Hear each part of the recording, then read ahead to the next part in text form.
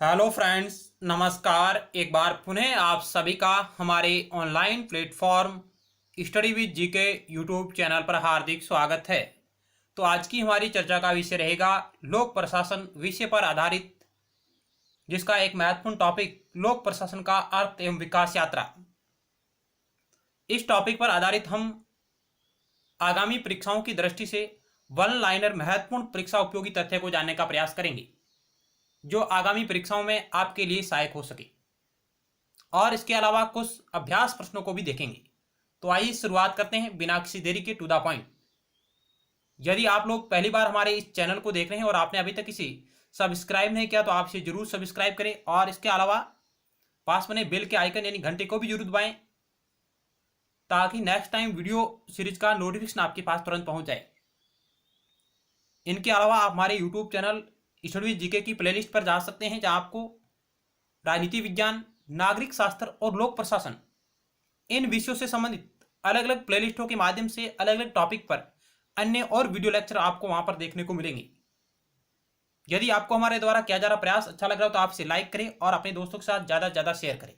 तो आइए शुरुआत करते हैं।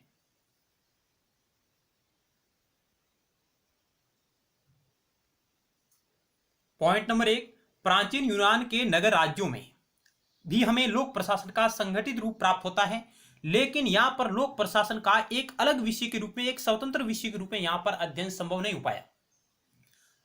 प्राचीन पश्चिम में अरस्तु का पॉलिटिक्स और मध्यकालीन पश्चिम में मैकियावेली की द प्रिंस में लोक प्रशासन के संगठन और काम करने के तरीकों के बारे में महत्वपूर्ण टीका टिप्पणियों का उल्लेख मिलता है। लेकिन इस समय तक भी लोक प्रशासन एक स्वतंत्र विषय के रूप में अपना दर्जा नहीं ले पाया। तो आप कह सकते हैं कि वहां पर थोड़ा बहुत लोक प्रशासन का विकास का उल्लेख मिलता है, लेकिन एक स्वतंत्र विषय के रूप में उसकी उत्पत्ति वहां पर संभव नहीं हुई। तो अरस्तु का पॉलिटिक्स और मैकियावेली का द प्रिंस। आगे चलते हैं। प्राचीन भारत में कौटिल्य का अर्थशास्त्र, जिसको प्रशासन का एक प्रमाणिक ग्रंथ माना जाता है, जिसमें लोक प्रशासन विषय के 3 पहलुओं पर चर्चा की गई है। यानी अर्थशास्त्र में भारत के संदर्भ में देखें तो कौटिल्य के अर्थशास्त्र में, जिसमें लोक प्रशासन विषय के 3 पहलुओं पर चर्चा हुई है। और वो कौन कौन से पहलू है, जिनमें एक पहलू है लोक प्रशासन के सिद्धांत, सरकारी तंत्र और कार्मिक प्रबंध। इन विषय पर, इन बिंदुओं पर अर्थशास्त्र में कौटिल्य ने चर्चा की है लोक प्रशासन के संदर्भ में। आगे कौटिल्य कहते हैं कि कौटिल्य के अनुसार लोक प्रशासन की कला को तभी अपनाया जा सकता है जब वह लोक प्रशासन के विज्ञान से सुपरिचित हो। यानी कौटिल्य कहते हैं कि आप लोक प्रशासन की कला को तभी अपनाइए जब आप लोक प्रशासन के विज्ञान से सुपरिचित हो, उसे भली भांति समझ जाएं। इसलिए राजा, युवराज, उच्च धर्माचार्यों तथा मंत्रियों को लोक प्रशासन के विज्ञान का ज्ञान होना आवश्यक है, ये कौटिल्य कहते हैं। जो राजा है, युवराज है, उच्च धर्माचार्य है और मंत्री है, जिन्हें लोक प्रशासन के विज्ञान का ज्ञान होना आवश्यक है, तभी वे लोक प्रशासन की कला को अपना सकते हैं। ये कौटिल्य के विचार थे लोक प्रशासन के संदर्भ में। लेकिन यहां भी लोक प्रशासन एक स्वतंत्र विषय के रूप में नहीं उभरा। धीरे धीरे ऐतिहासिक घटनाक्रम चलते गए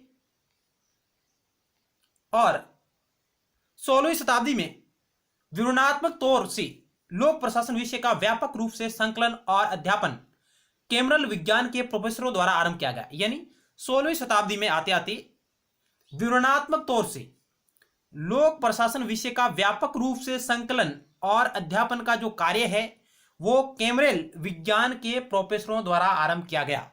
आइए, कौन है कैमरल विज्ञान के प्रोफेसर, उनको भी हम जानते हैं। कैमरलिस्ट जर्मन तथा ऑस्ट्रेलियाई प्रोफेसर थे। यानी कैमरलिस्ट जर्मन तथा ऑस्ट्रेलियाई प्रोफेसर एवं प्रशासकों के समूह को कहा जाता है, जिन्हें सरकारी सेवाओं के लिए सक्षम उम्मीदवार तैयार करने हेतु सिविल सेवाओं से संबंधित विषयों पर प्रगतिशील दृष्टिकोण के साथ संगठित अनुसंधान उन्होंने किए थे, जिन्हें कैमरलिस्ट विज्ञान के प्रोफेसरों के नाम से भी जाना जाता है। और ये ऐसे प्रोफेसर थे जो लोक प्रशासन के विषय पर अनुसंधान कर रहे थे।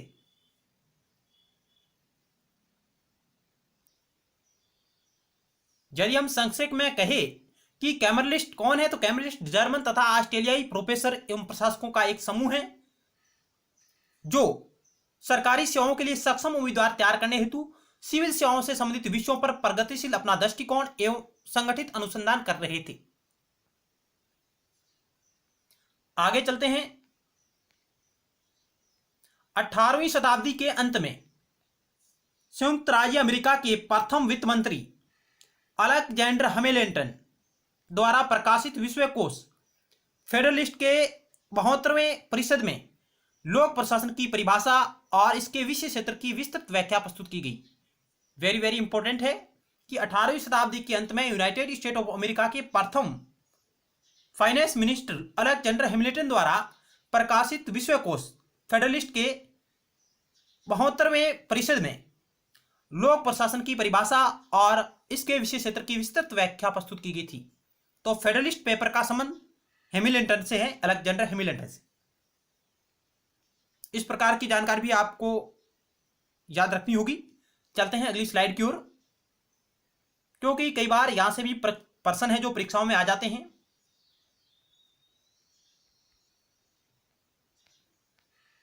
आगे चलते हैं। 19वीं शताब्दी के शुरू में फ्रांस एक ऐसा देश था जिसने लोक प्रशासन के महत्व को पहचाना और अग्रणी भूमिका निभाई। वहां के लेखक चार्ल्स जीन बेनिन, जिन्होंने लोक प्रशासन के महत्व पर अपनी एक पुस्तक लिखी, प्रिंसिपल्ड एडमिनिस्ट्रेशन पब्लिक, फ्रांसीसी भाषा में इस विषय की पहली पुस्तक लिखी। इस पुस्तक को भी आप याद रखिएगा कि चार्ल्स जीन बेनिन की पुस्तक है प्रिंसिपल डी एडमिनिस्ट्रेशन पब्लिक और फ्रांसीसी भाषा में लिखी गई, जो लोक प्रशासन के महत्व को बताती है। लेकिन यह पुस्तक इतनी महत्वपूर्ण नहीं रही लोक प्रशासन के विकास में। इसके आगे लेकिन अध्ययन अध्यापन के स्वतंत्र विषय के रूप में इस लोक प्रशासन का जो विकास है वो सर्वप्रथम अमेरिका में हुआ, और यहां पर इसको बाद में संपूर्ण शास्त्र का एक स्थान मिला। यानी लोक प्रशासन एक स्वतंत्र विषय के रूप में अपनी भूमिका है, जो अमेरिकी विद्वानों के द्वारा इसकी भूमिका को तैयार किया गया और इसे स्वतंत्र विषय का एक दर्जा दिया गया था। तो आप कह सकते हैं कि लोक प्रशासन का जो जन्म है वो अमेरिका में हुआ है, और लोक प्रशासन का जनक वुड्रो विल्सन को कहा जाता है, और अमेरिकी लोक प्रशासन का जनक फ्रैंक जे गुडनाव को कहा जाता है।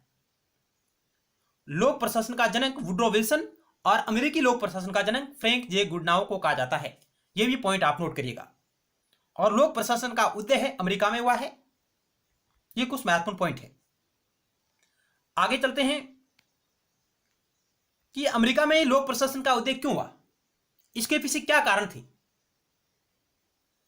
संयुक्त राज्य अमेरिका में स्वतंत्र और शैक्षणिक शास्त्र के रूप में लोक प्रशासन के अध्ययन के विकास में निम्न कारकों ने योगदान दिया। वे कौन कौन से कारक है, कई बार यह भी सवाल आ जाता है, निम्नलिखित में से वे कौन से कारक है जिन्होंने यूनाइटेड स्टेट ऑफ अमेरिका में एक स्वतंत्र शैक्षणिक शास्त्र के रूप में लोक प्रशासन के विकास में योगदान दिया। तो आप कह सकते हैं कि यहां पर सार्वजनिक क्षेत्र के कुशल कार्य निष्पादन के विषयों पर विचार संगोष्ठियों का होना, ये तरीके जिन्होंने लोक प्रशासन के विकास में योगदान दिया। सरकारी कार्यपद्धति में सुधार के लिए आंदोलन का होना, सरकारी गतिविधियों के निरंतर विस्तार तथा कुशलता व उत्तरदायित्व की प्रतिदिन बढ़ती हुई, यानी सरकारी गतिविधियों के निरंतर विस्तार हो रहे थे, कुशलता व उत्तरदायित्व के प्रतिदिन बढ़ती हुई चिंता, इसने लोक प्रशासन के योगदान में महत्वपूर्ण भूमिका निभाई। विज्ञान और तकनीकी के विकास का जनता के जीवन और सरकार के कार्यों पर पड़ने वाला प्रभाव, आगे समाज में बढ़ती हुई जटिलताओं और राज्य के कार्यों में बढ़ोतरी, ये सभी कारक हैं जिन्होंने लोक प्रशासन के एक स्वतंत्र विषय के रूप में विकास में अपनी भूमिका अदा की। आगे वैज्ञानिक प्रबंधन आंदोलन, जिसका समर्थन एफ.डब्ल्यू. टेलर ने किया था, और कार्यात्मक फॉर्मेनशिप की जो अवधारणा है वो भी एफ.डब्ल्यू. टेलर से संबंधित है, और मानव संबंध विचारधारा एल्टन मेयो की, जिन्होंने भी इस लोक प्रशासन के विकास में अपनी महत्वपूर्ण भूमिका निभाई।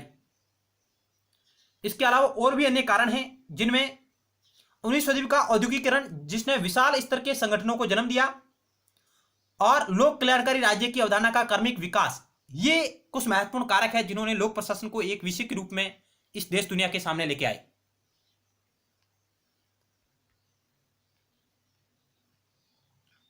आगे अध्ययन की सुगमता के लिए लोक प्रशासन के विकास के इतिहास को हम निम्न 5 चरणों में बांटा जा सकता है। और ये कौन कौन से 5 चरण हैं, यहां से कई बार सवाल है जो परीक्षाओं में आते हैं। तो पहला चरण है प्रथम चरण, जिसको नाम दिया गया है राजनीतिक प्रशासन द्विविभाजन काल, यानी राजनीति से प्रशासन का अलग किया गया, जिसे राजनीतिक प्रशासन द्विविभाजन काल के नाम से जाना जाता है। और इसका जो टाइम पीरियड था वो था 1887 से 1926 तक। डायरेक्ट यहां से सुमिलित करने वाला भी सवाल आ सकता है और अन्य प्रकार का भी सवाल आ सकता है कि प्रथम चरण की काल अवधि क्या है और इसे किस नाम से जाना जाता है। तो राजनीतिक प्रशासन द्विविभाजन काल 1887 से 1926 तक। उसके बाद द्वितीय चरण आता है प्रशासन के सिद्धांतों का स्वर्णिम काल कहा जाता है, और इस काल में लोक प्रशासन को एक विज्ञान के रूप में परिभाषित किया गया, विज्ञान की भांति उसे उसके सिद्धांतों का निर्माण किया गया, और इसकी काल अवधि है 1927 से 1937 तक। और यहां पर लूथर गुलिक है, उर्विक है, मुनिवे रिले है, मेरी पार्कर फोलेट है, हेनरी फ्योल है, ये विद्वान थे जिन्होंने अधिकतर लोक प्रशासन के सिद्धांतों का प्रतिपादन किया, जिनमें मुख्य रूप से फर्स्ट कॉर्ब मुख्य रूप से है, उसको भी हम आगे जानेंगे। आगे आता है लोक प्रशासन के विकास का तृतीय चरण, जिसको नाम दिया गया है चुनौतियों का काल, क्योंकि द्वितीय चरण में जितने भी सिद्धांतों का निर्माण हुआ उनको चुनौतियां मिलने लगी। और इसकी जो काल अवधियां हैं वो है 1938 से 1947 तक। और आगे चतुर्थ चरण आता है जिसको कहा जाता है पहचान की संकट का काल, पहचान की संकट का काल, और इसकी टाइम पीरियड था 1948 से 1970 तक। और पंचम चरण आता है जिसे नाम दिया गया अंतर विषय काल, विभिन्न विषयों का अध्ययन किया जाने लगा और तुलना की जाने लगी, और इसका टाइम पीरियड शुरू होता है 1971 से वर्तमान तक।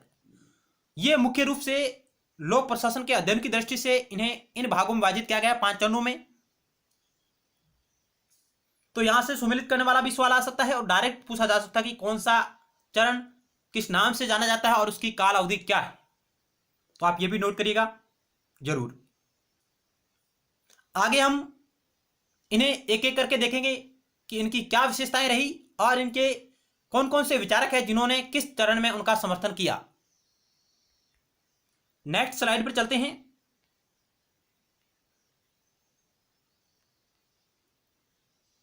यहां पर एक बार अपनी ओर नजर दौड़ाइए। 16वीं शताब्दी के जर्मन ऑस्ट्रिया के प्रोफेसरों तथा प्रशासकों के समूह को कैमरलवादी कहा जाता है, जिन्होंने व्यापक रूप से लोक प्रशासन के अध्यापन का कार्य किया। शब्द कैमरलिस्ट का अर्थ है ऐसे व्यक्तियों से है जिन्हें अच्छे प्रबंध को सुनिश्चित करने के बारे में आवश्यक सभी अथवा कुछ बातों के बारे में मौलिक एवं विशिष्ट ज्ञान प्राप्त था।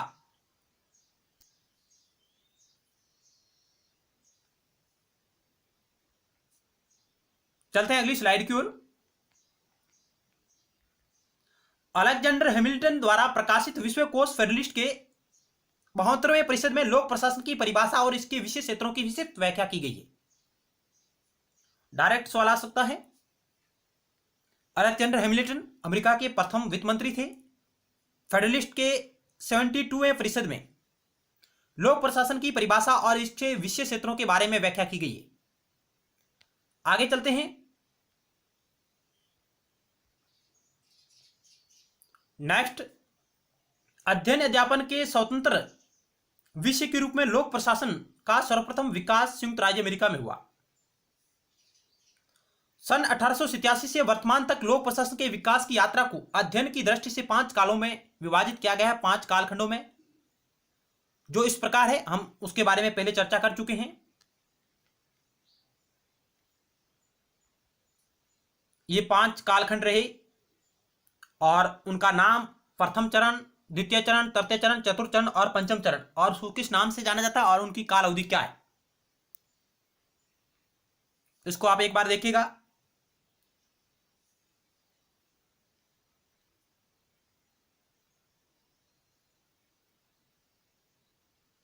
चलते हैं अगली स्लाइड की ओर।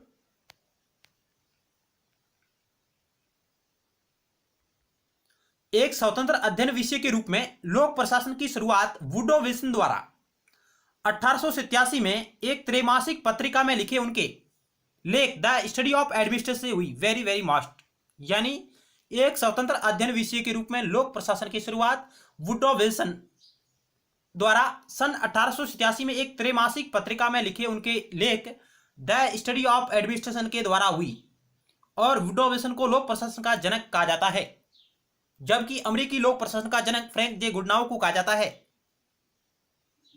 और वुडो विल्सन वही है जो अमेरिका के राष्ट्रपति रहे और जिन्होंने शांति के 14 सूत्रों का प्रतिपादन किया।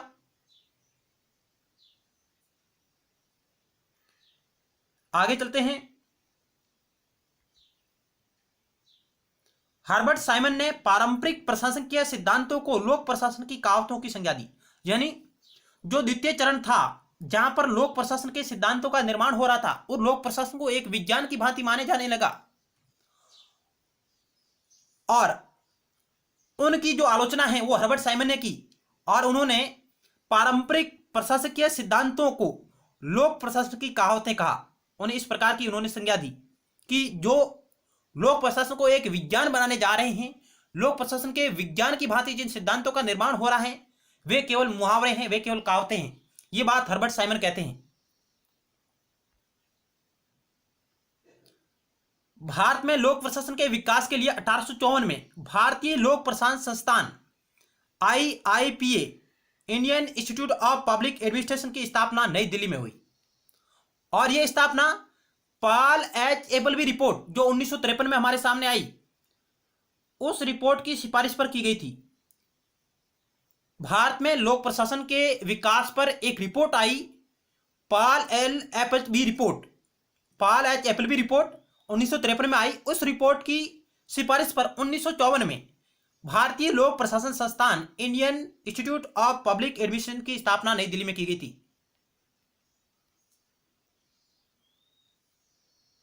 आगे चलते हैं।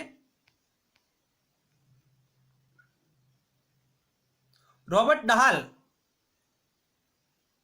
डहाल ने कहा कि जब तक लोक प्रशासन का अध्ययन तुलनात्मक नहीं होता तब तक इसका विज्ञान होने का दावा खोखला है। यह डायरेक्ट परिभाषा आती है कि जब तक लोक प्रशासन का अध्ययन तुलनात्मक नहीं होता तब तक इसका विज्ञान होने का दावा खोखला है। तो ये रॉबर्ट डहाल है जिनका यह प्रसिद्ध कथन है। आगे, विकास प्रशासन नामक शब्द का सर्वप्रथम प्रयोग एक भारतीय प्रशासक यूएल गोस्वामी द्वारा किया गया। विकास प्रशासन नामक शब्द का प्रयोग एक भारतीय प्रशासक यूएल गोस्वामी द्वारा किया गया। अगला पॉइंट, लोक चयन दृष्टिकोण पब्लिक चॉइस अप्रोच या पब्लिक चॉइस थ्योरी का प्रमुख समर्थक विंसेंट ऑस्ट्रम है। विंसेंट ऑस्ट्रम ये उसके मुख्य समर्थक है लोक चयन दृष्टिकोण की। अगला सवाल, नवलोक प्रबंध शब्द का सर्वप्रथम प्रयोग क्रिस्टोफर हुड के द्वारा किया गया। न्यू पब्लिक मैनेजमेंट NPM, इस शब्द का सर्वप्रथम प्रयोग क्रिस्टोफर हुड के द्वारा किया गया है, न्यू पब्लिक मैनेजमेंट। और लोक चयन दृष्टिकोण जिसके मुख्य समर्थक है विंसेंट ऑस्ट्रम। यह वो सवाल है जो कई बार परीक्षाओं में आते हैं। अगला पॉइंट, सन 2008 में तृतीय मुनब्रुक सम्मेलन सिराक्यूज विश्वविद्यालय अमेरिका द्वारा आयोजित किया गया। यानी 2008 में तृतीय मुनब्रुक सम्मेलन सिराक्यूज विश्वविद्यालय अमेरिका द्वारा आयोजित किया गया। प्रथम व द्वितीय मुनब्रुक सम्मेलन क्रमशः 1968 और 1988 में आयोजित हुए। यानी प्रथम मुनब्रुक सम्मेलन कब हुआ? 1968 में। द्वितीय मुनब्रुक सम्मेलन कब हुआ? 1988 में। और तीसरा मुनब्रुक सम्मेलन कब हुआ? 2008 में। यानी प्रत्येक 20 साल की अवधि से एक मुनब्रुक सम्मेलन का आयोजित किया जा रहा है।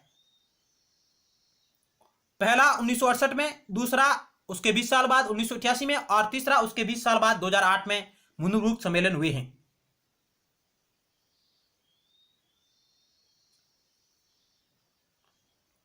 आगे चलते हैं। सुशासन शब्द का सर्वप्रथम प्रयोग शिकागो विश्वविद्यालय के अर्थशास्त्री मिल्टन फ्राइडमैन ने अच्छे शासन के लिए सरकार की सीमित भूमिका के रूप में किया।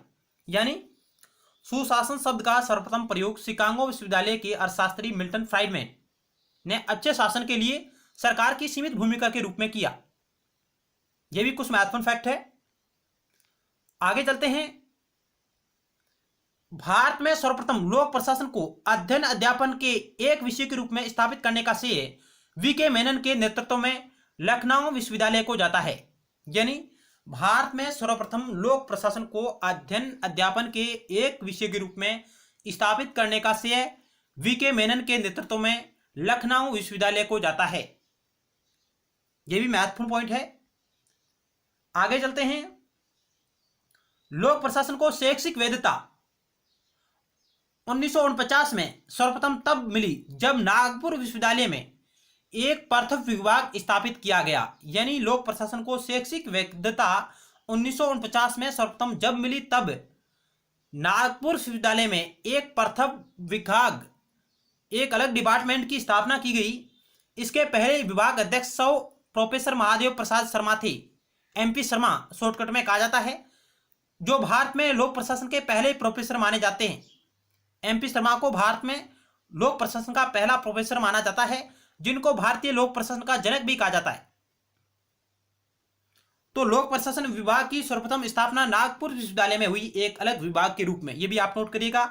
और भारतीय लोक प्रशासन का जनक MP शर्मा महादेव प्रसाद शर्मा को जाता है, और अमेरिकी लोक प्रशासन का जनक फ्रैंक जे गुडनाउ को कहा जाता है, और लोक प्रशासन का जनक वुडरो विल्सन को कहा जाता है। यह कुछ महत्वपूर्ण पॉइंट है। चलते हैं अगली स्लाइड की ओर। यहां कुछ अभ्यास प्रश्न आपके समक्ष है। फेडरलिस्ट ग्रंथ का लेखक कौन है? तो ऑप्शन डी राइट होगा, अलेक्जेंडर हैमिल्टन, जो अमेरिकी वित्त मंत्री थे। अगला सवाल आपकी स्क्रीन पर है। द स्टडी ऑफ एडमिनिस्ट्रेशन किसकी रचना है? द स्टडी ऑफ एडमिनिस्ट्रेशन किसकी रचना है? Woodrow Wilson, Willoughby, L.D. White, Dwight Waldo. इस सवाल का राइट उत्तर होगा ऑप्शन ए, वुडरो विल्सन की एक लेख था जो 1887 में हमारे सामने आया। The study of administration. आधुनिक लोक प्रशासन का जनक किसे माना जाता है? आधुनिक लोक प्रशासन का जनक किसे माना जाता है? Max Weber, L.D. White, Woodrow Wilson, Frank J Goodnow. तो राइट उत्तर होगा ऑप्शन 3, वुडरो विल्सन को। अगला सवाल,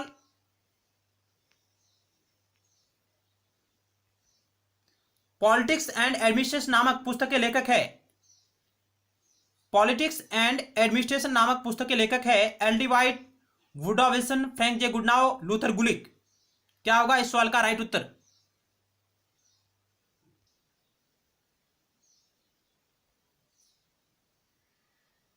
ऑप्शन सी राइट होगा, फ्रैंक जे गुडनाउ, जिन्हें अमेरिकी लोक प्रशासन का पिता कहा जाता है, जनक कहा जाता है।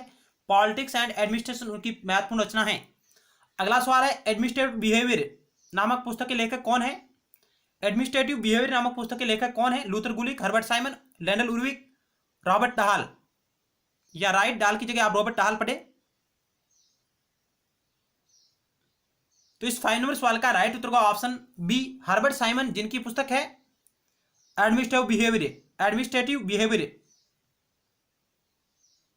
और हर्बर्ट साइमन वही है जिन्होंने लोक प्रशासन के सिद्धांत जो विज्ञान होने का दावा कर रहे थे, उन्हें मुहावरों की संज्ञा दी, लोकोक्तियों की संज्ञा प्रदान की है। अगला सवाल, तृतीय मुनुब्रुक सम्मेलन का वर्ष है आयोजित होने का 2008, 1988, 1968, 1994। तो ऑप्शन ए राइट होगा, 2008 में तृतीय मुनुब्रुक सम्मेलन आयोजित हुआ था। और पहला मुनुब्रुक सम्मेलन 1968, दूसरा मुनुब्रुक सम्मेलन 1988 और तीसरा मुनुब्रुक सम्मेलन 2008। अगला सवाल, भारतीय लोक प्रशासन संस्थान की स्थापना किस वर्ष की गई? 1953, 1935, 1954, 1945। तो ऑप्शन 3 राइट होगा। 1954 में भारतीय लोक प्रशासन संस्थान की स्थापना हुई, IIPA, Indian institute of public administration. और इसकी स्थापना 1953 में जो रिपोर्ट आई थी पॉल एच एपलबी की, उस रिपोर्ट की सिफारिश पर इसकी स्थापना की गई थी।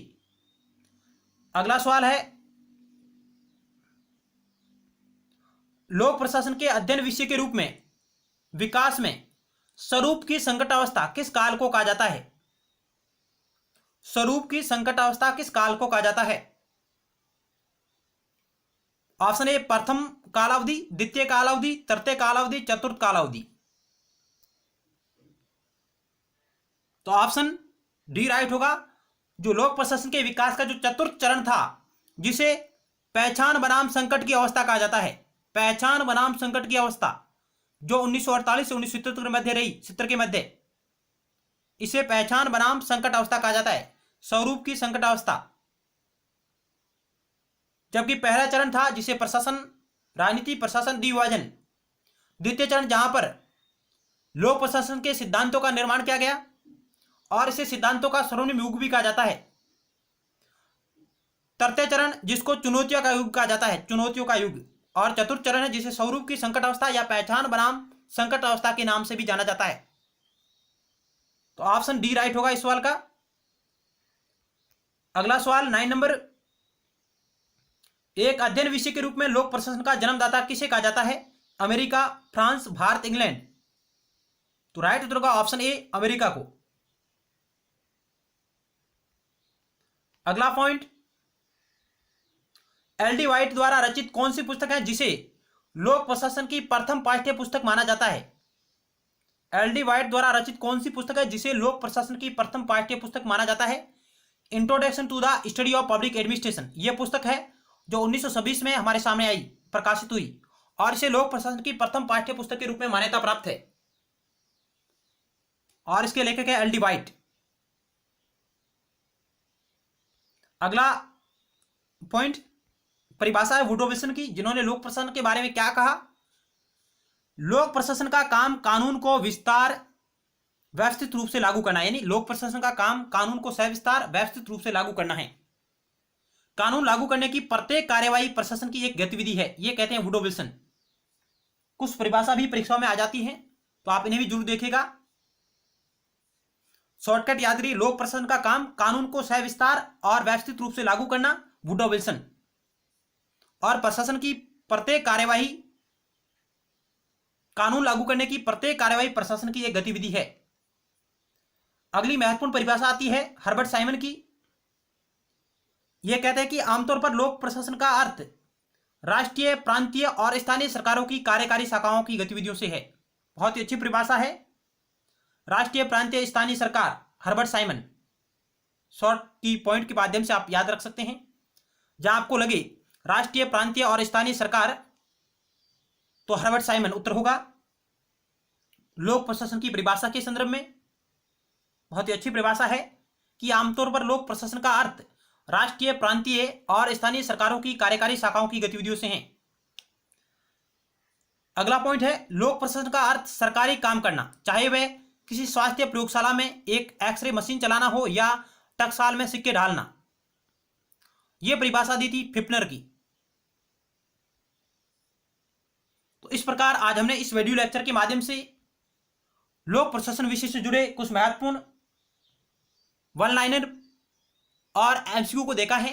जरूर आपको हमारे द्वारा किया जा रहा प्रयास अच्छा लगा होगा। आप इसे लाइक करें और अपने मित्रों के साथ ज्यादा से ज्यादा शेयर करिएगा। मिलते हैं नेक्स्ट टाइम एक नए टॉपिक के साथ और महत्वपूर्ण सवालों के साथ। तब तक के लिए धन्यवाद।